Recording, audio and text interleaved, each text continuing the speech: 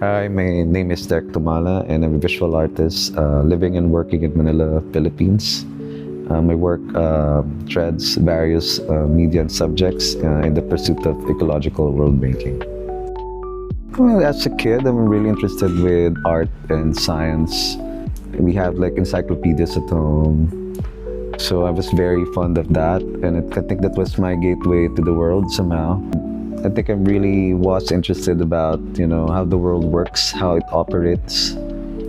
Being arts in art school kind of taught me foundation, structure, and from that to kind of like grow into a more diverse ways of creating art. Like how do I bridge art and science? Also my personal experience. That's my way of understanding nature by doing the same activity or mirroring this kind of things that we might think that's not connected. Because I do artistic research as well, I want to know properly what is happening. What do we do with this information? So where do it stop?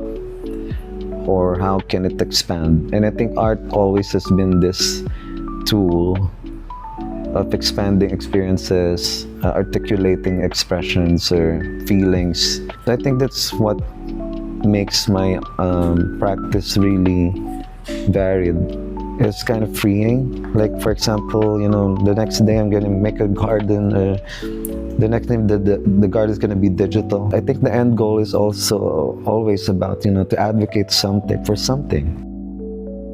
Well, I've been studying Derek Jarman's work for quite a bit now. It's a queer artist who lived in the 90s with HIV epidemic, and he's very leaned into like ecological thinking in a way of incorporating his queerness.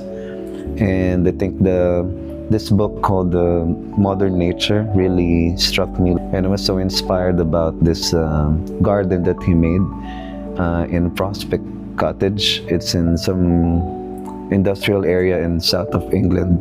He was already diagnosed with HIV, and he was thinking of creating a sanctuary for himself.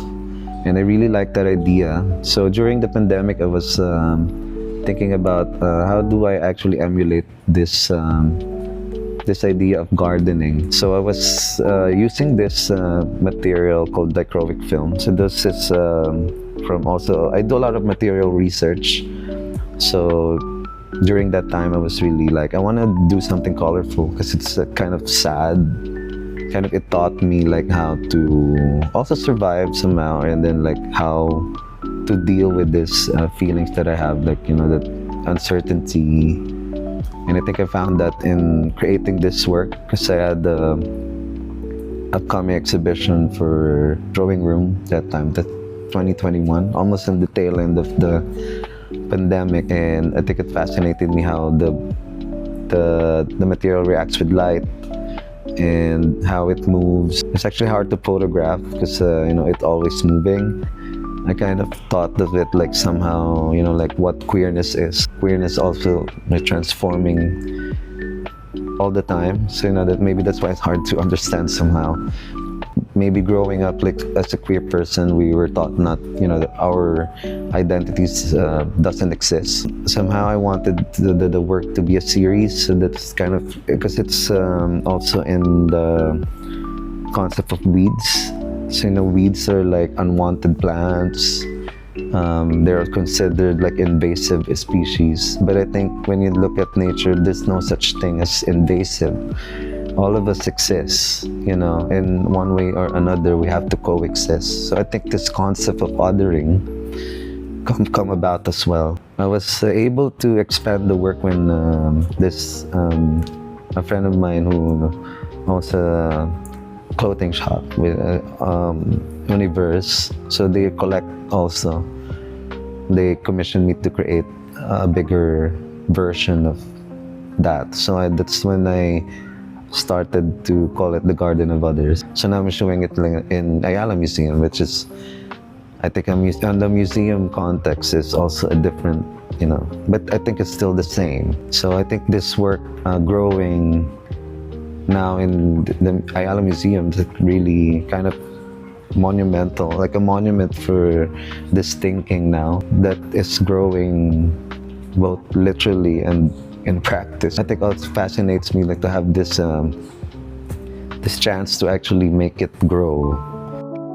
When you see like the sculpture, it's actually very visceral and, you know, colorful. So I think this the kind of drive for beauty is actually a bigger picture of like trying to understand nature. So that's, I think, the nature for me is, you know, like being wild. That's a quality of nature that, you know, we associate with, where we say like nature run its course because it's wild. But, you know, when it became like a human aspect, it became a negative connotation. I think I'm also interested in, you know, like creating public programs around the work. You know, like we want to feel, we want to interact, we want to connect with people. This activities that actually makes the work complete. My practice always go out of the studio, kind of congregate people and trying to talk about things or, you know, experience it together. That's why I like, you know, lighting, and my interests really varied, like, you know, like theatrical to educational to generating knowledge. I try to connect all of these things, trying to do these public programs that kind of connect experience with the work.